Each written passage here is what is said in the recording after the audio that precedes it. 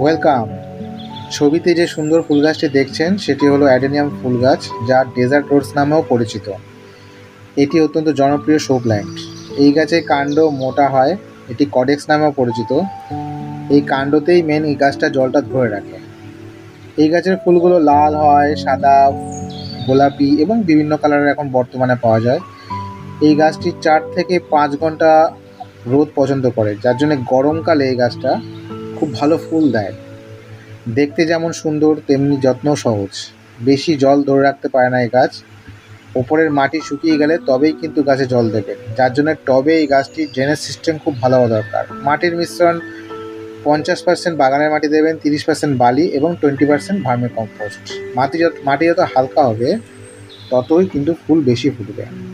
সারের মধ্যে এনপিকে 10-30-20 এবং হাড়ের গুঁড়ো দেবেন। অতিরিক্ত সার দিতে যাবেন না। গরমের শুরুতে হালকা ছাঁটাই করবেন।